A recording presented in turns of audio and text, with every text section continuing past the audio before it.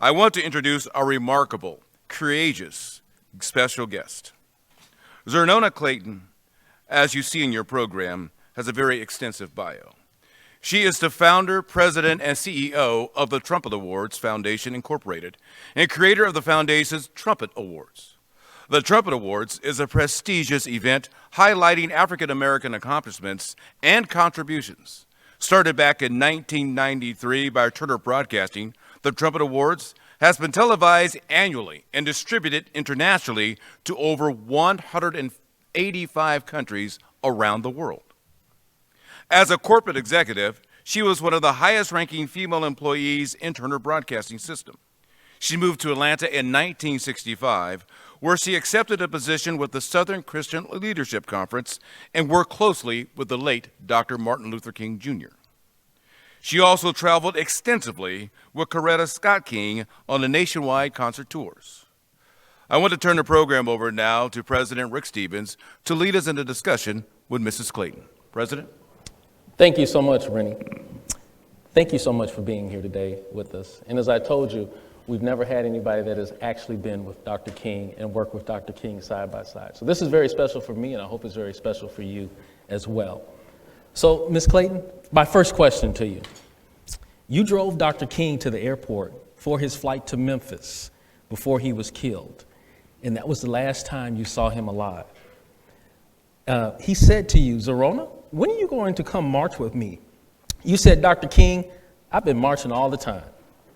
Tell us, for those who were not around Dr. King, what kind of person was he? Was he funny? Did he like to have fun? And maybe tell us about the gold cup you gave him as well. Well, first I have to commend these honorees. The people in this community who are given and have given of their time. Dr. King, if he were here right now, he'd be so pleased. To see people take their time, their money, their energy, their thoughtfulness to help others would please him beyond measure. So for him and for me, I want to say congratulations to all of those honorees.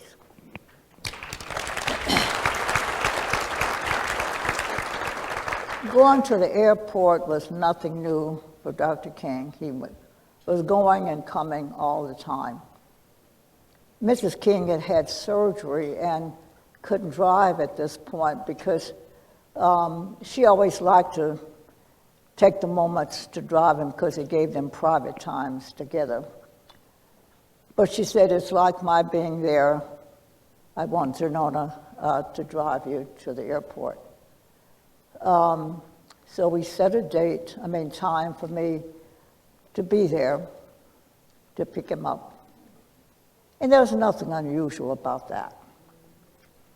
But as Dr. King prepared to pick up his briefcase, the two boys who I think at that point were 7 and 9, I'm guessing now, I've kind of forgotten.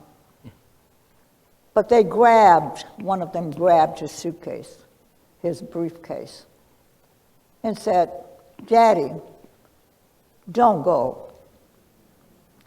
And he said, oh, I'm going to Memphis, I'll be right back. And then he got the front door open, and then the other boy ran in front of him and blocked the screen door and said, Daddy, please don't leave us. And he said, I'm coming right back. I'm just going to lead a march, and I'll be back. This kept up until he headed down the steps. They ran after him, grabbed his coat, and tried very, very hard to prevent him from getting off those steps. Very unusual behavior. We finally got through that part, and they got to my car, and Dr. King managed, after much struggle, to get the door open. And once he got in, they jumped on the hood of my car. Really strange. But then I said to Dr. King, we got to get them off my car. I have a brand new car, and I want them off of my car. I made an attempt to back out. I wasn't going to harm them, of course, but to shake them off. We got a block away from the home, and he said, Xernona, have you ever seen these children act like that? I said, they've never acted like this before. They always talking about their dad going to the airport, coming home from the airport. So this was unusual. And so he was silent for a moment, and then he said, you know, I think they're trying to tell me something, that maybe I'm not spending enough time with them. So I want you to help me with my schedule, and I'm going to put great effort. I'm going to spend more time with these children when I come back. Now he's just going to go for a day and a half, come back on the second day. And it was a funny thing. Dr. King was always late, always late. I was always fussing at him because I'm a timely person. And we got to the airport, and it used to be at our old airport, you could just open the door and run and get on the plane. But now, you know, we got a big airport. That couldn't happen today. Do that now. But Dr. King grabbed me from the car and said, well, listen, since you're giving me such a hard time, I want you to run with me to the door of the plane. Because a lot of times the airline used to close the door in his face when they knew he was coming. They treated him so poorly because they didn't like what he was doing, of course. And so I ran to the door because he was late, and they slammed the door. Of course, I didn't go. Now, about, I think it was like 3 or 4 o'clock this particular afternoon, I was sitting in a restaurant with the Grand Dragon, the Ku Klux Klan, which is another story. I was trying to change him, which I ultimately did, by the way. But the maitre d' came to me and gave me a note that said, I think something has happened to Dr. King. And I figured nothing has happened. I just took him to the airport. I don't know why I thought something could happen in a moment. But I went to the phone and called their private numbers, and both of them were busy, which was most unusual. And I said, I better go. So I left the dinner, and as I pulled up in the driveway of the house, she was backing out. The police had come to get her, to escort her to the airport. And she said, oh, I've been trying to reach you. And she was yelling out the window that the kids are here. She had housekeeping staff, but I had a special relationship with the children, and she wanted to be sure that I knew that they would be there by themselves. And she said, something has happened to Martin. I don't know what, but I'm going to Memphis. And so see that everybody's okay. And she left. Well, you know the story. She got to the airport, and they sent her a note and said, he has indeed been killed, and he's dead.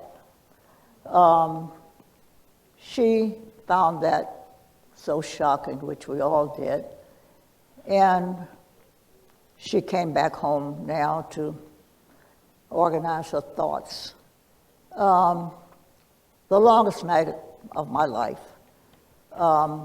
Everybody was calling and coming to hear of whether this was real news or fake news. I found it hard to believe, and I don't know why I didn't use my brain that just because I'd taken him to the airport, you can get killed in a second. So I said, this couldn't have happened because he's safe in Memphis. I talked to him at 3 o'clock in the afternoon. And all of this was kind of blurry. But she told her housekeeping staff not to say anything to the children, and she locked them into their private bedroom quarters and said, I want to be the only one who will talk to my children. And then she asked me to go in with her to the room to talk to them. They shared a bedroom, and one was on one side of the room and one was the other. So we went to the younger one first. She had a death grip on my arm. She was holding it so strongly. And to tell her younger son that your dad won't be coming back. And he jumped up and he said, well, what happened? And he said, he's been hurt. And he said, well, he's been hurt badly? And she said, obviously. She couldn't bring herself to say, he's dead. But he said to her, well, why are you still here? You and Daddy do everything together, and if he's hurt, he was really admonishing his mother, that she should be with the dad. Then we got past that. We walked over to the other side of the room and to tell the other son. And he was sorry, and he was a little older, so he understood a little better.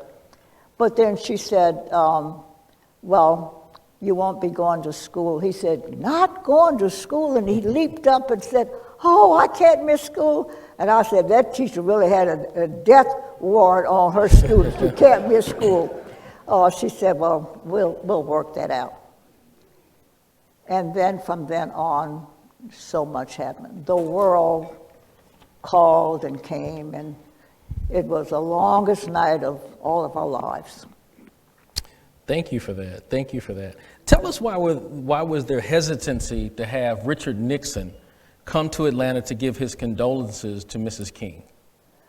Well, that really was a misnomer. That was not the truth. What had happened, it was a surprise that Richard Nixon wanted to come. Everybody was calling, everybody was coming. But, you know, Dr. King, if he were here to make a comment on that, he would say, don't shun anybody. So he ended up calling. I took the phone call when he called Mrs. King. He said, Mrs. Nixon and I have gotten the news, and we want to come and express our sympathies personally to Mrs. King. And we thought maybe it was a little odd, with the political relationship they had. But, the Kings, all of them, were sensible people who would never hold grudges. And this was not the time to get into any political discussion. So I said, well, why don't we give him some? We didn't want him to think that he could get publicity, because people who were well-known, the photographers were camped out on the front grounds. And so they took pictures of famous people who were coming and going. And everybody came. Movie stars, everybody. And I said, well, let's give him some restrictive kind of orders. Like he couldn't bring a bunch of cameras. He couldn't bring an entourage. He could just come like everybody is coming to call on Mrs. King. And his people told me they were willing to do anything for her to agree to let them come. And he said, Mrs. Nixon and I have something special to say to her. Well, she agreed with me, and we finally let him come. Unmarked cars, he couldn't come with limousine and all the fanfare. But guess what? He sat right on Mrs. King. She was sitting on her bed. That's the way she stayed most of the time. He sat in the chair and said, just as we were leaving, Mrs. Nixon got a call from one of the girls that she was ill and didn't feel like, flying. And so he said, but I'm here now to bring you condolence messages from our family. And he gave an envelope that said, in this envelope is a check, an open-ended check. Mrs. Nixon and I want to educate all 4 of your children with this personal check. Wow. Now, thank you. People said to me that couldn't have happened. I just said, I'm not here to make argument on it. I didn't open the envelope. It wasn't addressed to me. It was addressed to Mrs. King. And he said inside was a check. There was an open-ended, and the amount, because most of them were young still, minors, not ready for college, but he said the money will be there whenever they got ready. So there was never a reluctance, except they didn't want political people who make political hay out of the visits to him. Okay. Was Dr. King feeling isolated because of his views and his stance he took on Vietnam? Oh, isolation doesn't really come close to describe his mood at the time.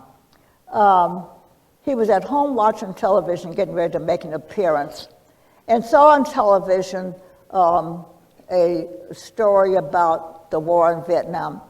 Now, we have to remember, well, maybe everybody did not know, but Dr. King and President Johnson had a very special relationship. They liked each other a lot. Dr. King was not actively involved in politics, but he and President Johnson had a special relationship. And he didn't want to say anything about Vietnam, although he did not like, war. He said, war is not good for anybody. That was his stance all the time. But he said he wasn't going to make a national issue of it because it would offend President Nixon. But this particular day, they were burning children in the furnace. And he said, I can't hold back. I don't care who this hurts. I've got to speak out.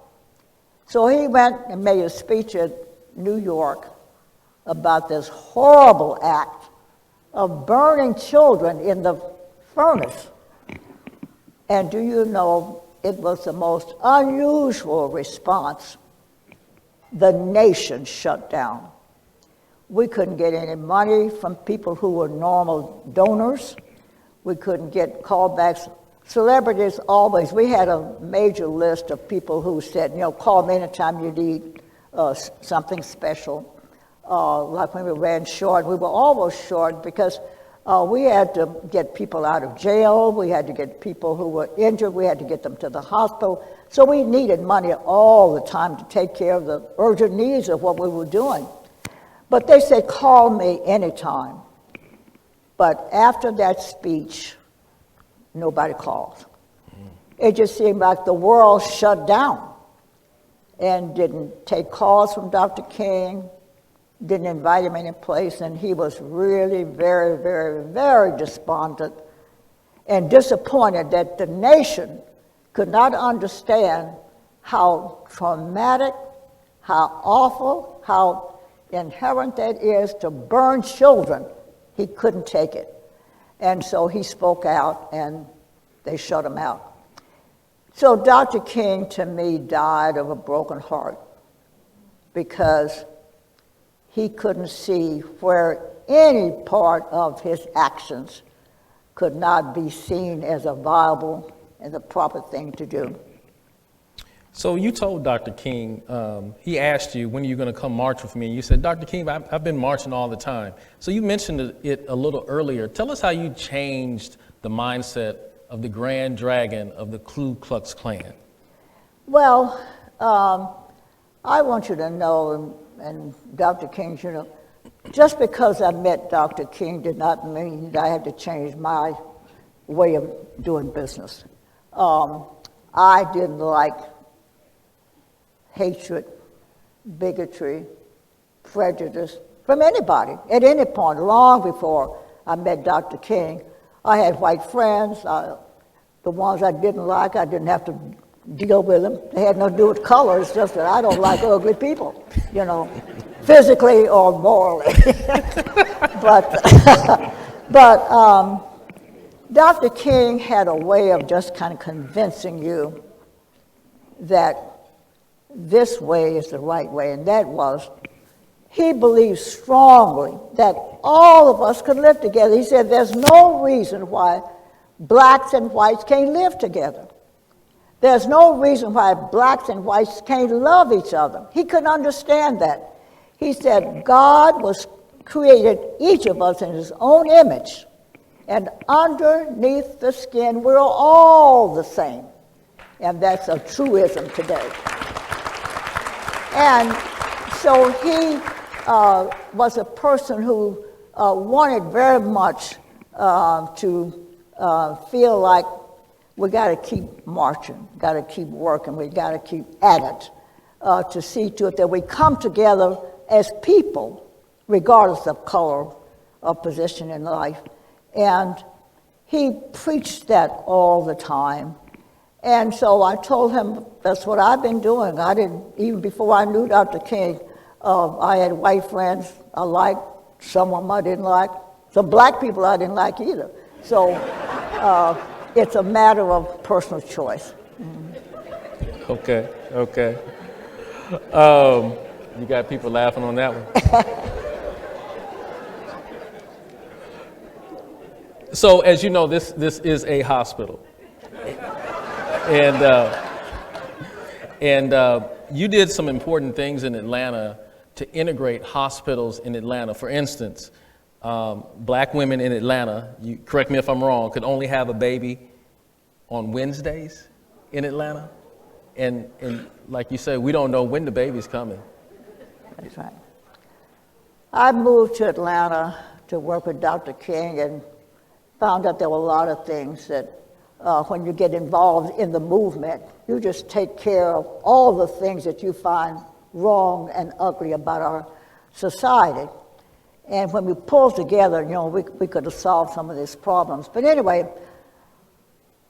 they told me that they found out I'd take on a cause in a minute. If I find out, I got to be sure it's right, though, before I proceed. But they were saying that I knew that no black doctors could practice in the white hospitals. They couldn't practice in but one hospital, and that was the community hospital.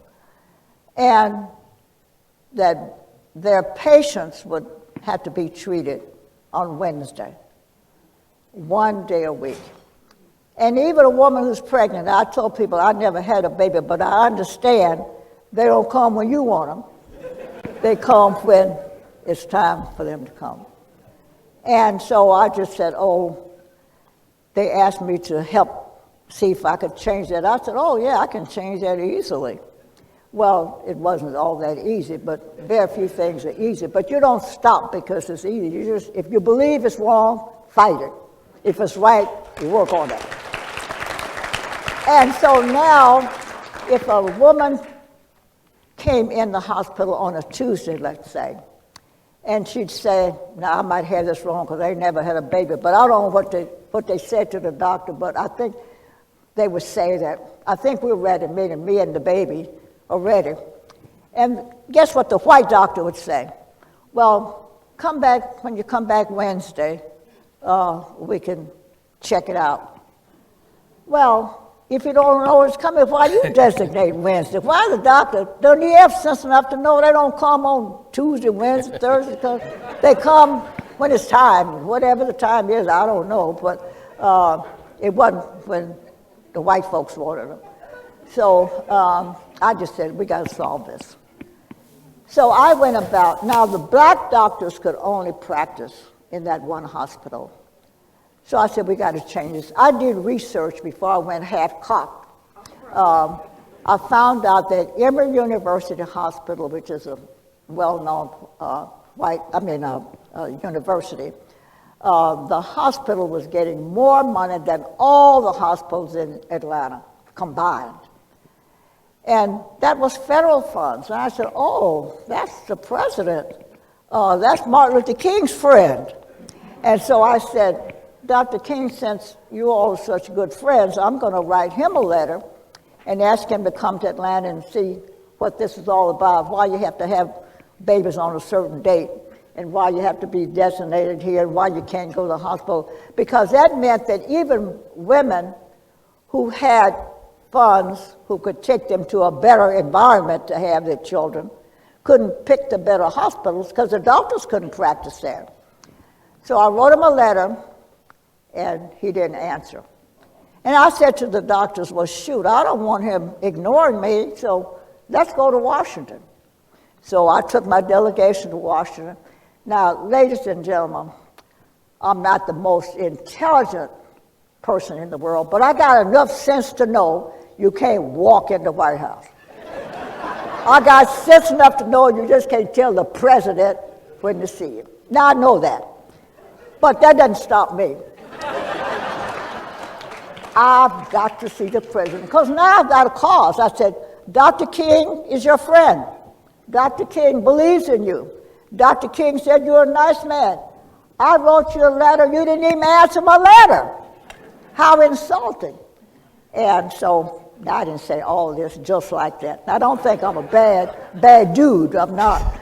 But I just figured I could fight this. I could fight this. So I said to my doctors, let's go and call on the president. Well, I think really, ladies and gentlemen, that this particular day I had to be just floor showing. Because I said, after we'd had a very successful press conference, I said, now let's go over to the White House and see the president. We're going to walk in.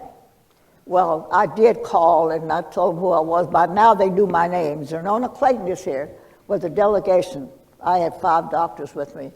And I'm here to see the president. And I really thought they were going to say, we got a cockeyed woman on the phone, you know. And she said, well, how many are in your party? Well, that was encouraging. The question alone gave me, now I'm ready to go. And I told them how many. She said, can you have the Social Security numbers in 15 minutes? I said, I can get them in 5 minutes, because they're right here with me. And sure enough, I don't know why, but she asked me to bring the delegation over in 15 minutes. And we went over to the White House. They ushered us into a room. And we sat down. It was an empty room. Nobody was there. They just told us to go in the room. So now the doctors were over, and they had, I don't know if you all been to the White House or not, but in this area they had little trinkets and nice little pretty things on the table. And people, my doctors, were picking up stuff, you know, looking at it. I said, don't y'all steal nothing, please. I said, they got cameras all over this place, so you don't need, so those people, we're trying to get a message to the president. Don't let them throw us in jail because they all stole some items, you know. But then all of a sudden I heard a voice coming down the hallway, and I knew it wasn't the president. I figured they turned us over to just a man on the staff. But he said, Miss Clayton, I was the only woman, so he said, Miss Clayton, I know you're here to see the president, so just give me a few minutes and we're going to see what we can arrange. Well, in 20 minutes or so, you know, President Johnson had a distinctive voice. And so I could hear them coming down the hall. I said, oh, that's the president's voice. So straighten up, and I made him, you know, sit up straight in the chairs and everything. And he fell out, he came in laughing. He said, so you're the one who wrote that letter about Dr. King said you didn't ask about a letter. I said, I'm the one who did that. And I went on to reiterate our cause. Well, he didn't tell me anything some more except we had a pleasant visit, and I could say at least we saw him, and now he knows the problem. He never called me, but 3 weeks after this, he had a press conference and announced to the nation that as of today, all hospitals in the United States are now integrated. So it was an act of the president.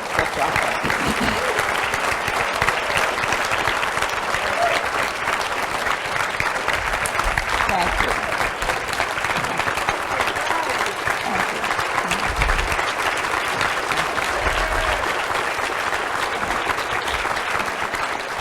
But let me just say this, and I'll give this as a message. There's something very compelling about a victory. I won that battle, and it gave me the courage to fight the next one, and the next one, and the next one. That's how I've been marching all the time, the title of my book. Because I don't stop with this one problem. There's another problem. Let me see if I can do that. Try. Use your energy, your goodwill, your thinkability, your kindness, your inclusion of all people. Everybody deserves to have a decent house, a decent job, a decent treatment in this country. Everybody, blacks and whites alike. So all we have to do is, if we get weak, read Dr. King's words again. And God, we're all the same. Underneath the skin, there is no difference. We've created a difference. We don't have to. Dr. King said we can live together, and I'm going, as long as I'm here, I'm 31 years old again. As long as I'm here, I can assure you, and all these good people here, that I'll keep trying every day to say we can love each other.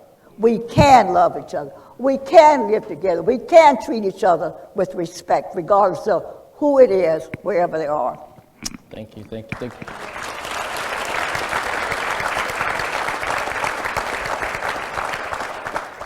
One more question from me, and I think we have time to take a question or two from the audience.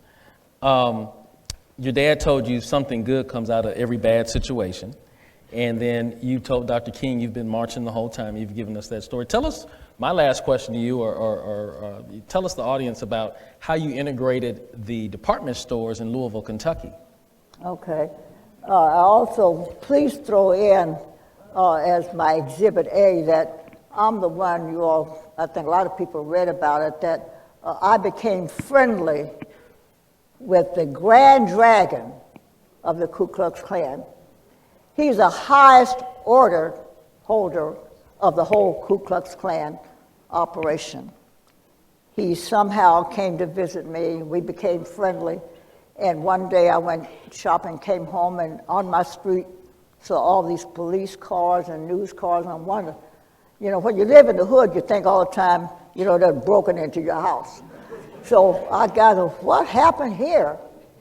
Well, they had come to tell me that Calvin Craig was his name. Calvin Craig had just had a press conference and had announced for 37 years he'd been the head of the Ku Klux Klan.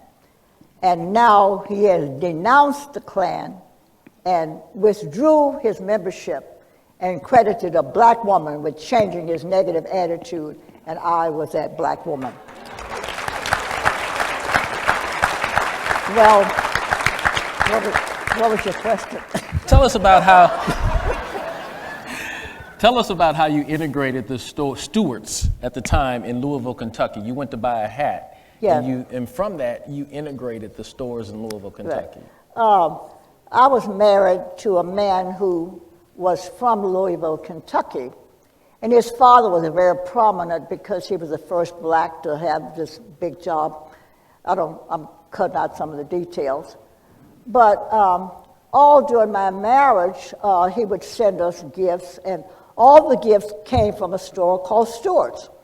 It was the only thing that's where they shopped. I guess they had a charge account there, but all my gifts came from Stewart's, the only store I knew. So now we had gone to Louisville because my father-in-law died. And so he hadn't died before we left. We lived in Chicago at the time. So we went down because they said it wasn't looking good. So we went down there. He had not died yet. But while I was there, he died. Well, this hairstyle of mine is not really designed for a hat. So I never wear hats because they can't fit. I see you adjusting your bun too. And so I never owned a hat.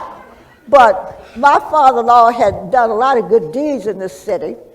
And now, when he died, they put his picture on the front page of the paper, said one of Louisville's greatest citizens has now passed away. And so now that we got to stay for the funeral, we were living in Chicago, and I said, oh, gee, now I've got to wear a hat because I'm the daughter-in-law, and, you know, they said he's prominent and all the nice things, and I can't go there without a hat on. And but how in the world am I going to find a hat to fit this? But I went to Louisville, and on the first floor, so I said, well, I'll just buy a cheap hat because I'm not going to wear it anymore. So on the first floor with the cheap stuff, and the lady refused to wait on me. She said to me, you know you don't belong here. I don't like that. I still cringe when people said, you don't belong here. I belong any place I decide that's legal and decent. So now she's giving me grief about a hat. I just picked up a little tam or something, I don't know. So I just said, I'm not leaving here. I'm going, and I knew in most stores, the better stuff is on the second floor, the upper floors, I should say. So I said, where's the millinery department? That's different from just a plain hat. So it was up on the 5th floor or wherever. And so the black elevator operator, which is a job that a lot of people have in small towns, so the black lady operator saw me get off, and I asked for the manager's office, and they showed me where it was, and I said, here's a newspaper. On the front page of this paper is a man who the paper calls a good citizen, a Christian, or this or that, all the good stuff. And now he's has died, and now we've lost a good citizen. Your newspaper has this out, published in the paper today. I'm the daughter-in-law. I'm here because he did die. All I want to do was buy a hat. This was the only store I knew, because my family shop, people said, was the best store in Louisville. Here I am, and I'm told now I can't even try on a hat. And I find that really odd and difficult, and somehow I think that you're a decent person. Well, you put people on the spot, you know, you look like you got sense. You look all right. And so he didn't know how to combat that. So now I'm looking over at mine, I see the elevator is still there. It's on the 6th floor, I remember. So now she's in the elevator because she knows that I don't belong there because black folk don't come up there. And so she's watching me, I guess, to see if I'm going to get killed up there on that floor. But the man was so thrown by my approach. I didn't come, you know, with a knife in my heart, in my head, to kill him. I just talked to him. How can you say you got a wonderful citizen, and now you tell me I can't even try on a hat? And so he said, I apologize. Then he said to the women, salespeople, let her sit right there and try on any hat she wanted. But I said to myself, gee, I hadn't planned to spend much money, so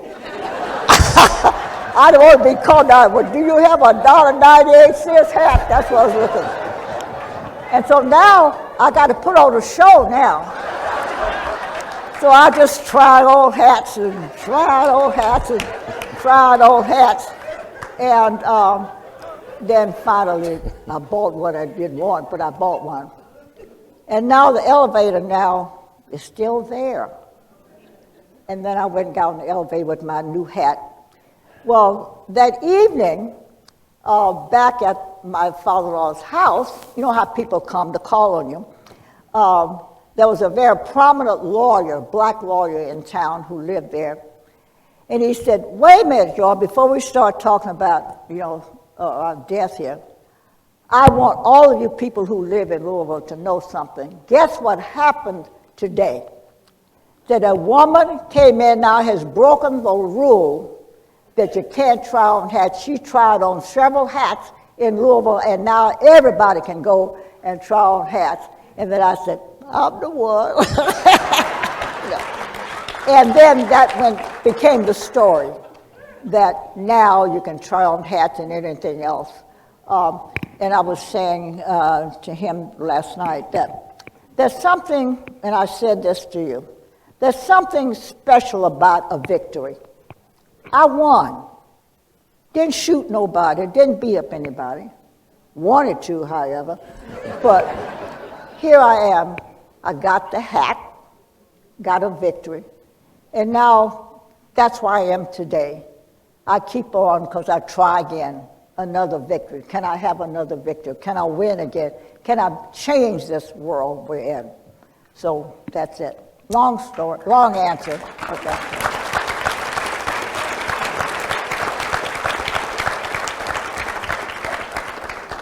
All right, do we have any from Nicole or any?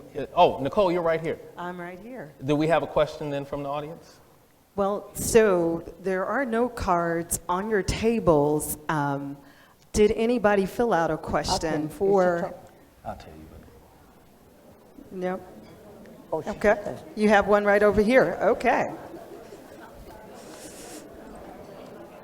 Who had a question? Okay. No? You have a question? Here's a lady. Okay. No, This lady right here. I think you Nicole, right? I think somebody in the here. front. okay. No, this lady right here. She had her hand up. Did you have a question? No? Okay. I just have a comment. It is an honor to hear you speak. I've been on the edge of my seat listening to you. I can Thank hear you it. for everything that you do. He said it's an honor for you to be here today, and thank you for everything that you do. Aww, Thank you. thank you. All right. I think we I got have one a question back coming here. down, and I think we have time for one question, Nicole. Yes.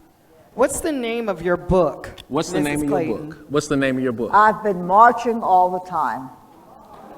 Okay. And I might just add that right now, I can't keep them, they're out of print. I mean, not out of print. They're all gone right now, but they're on reorder. You can bring that to me, Nicole. Okay.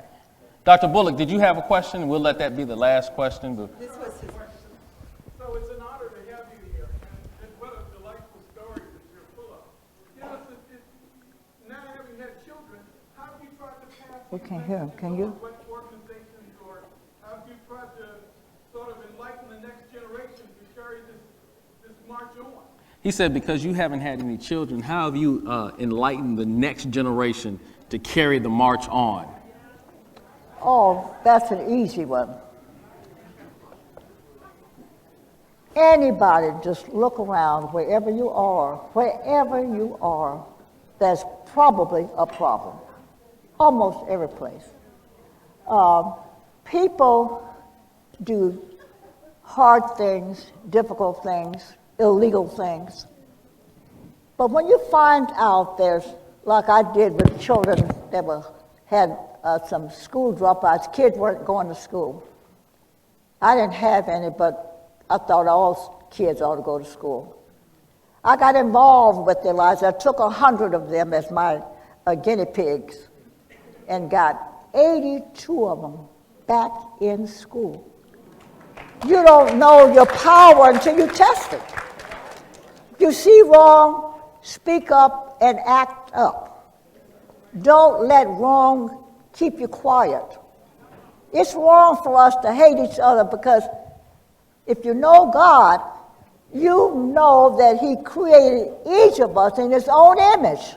And underneath the skin, we're all the same. Hunger is the same regardless of what color you are. Poor opportunities, limited treatment, inadequate housing will make anybody unhappy. If we could just make one person happy. You don't need cast of thousands. One makes you feel so good, you just try another one and another one. After a while, you got them all done. Just don't stop.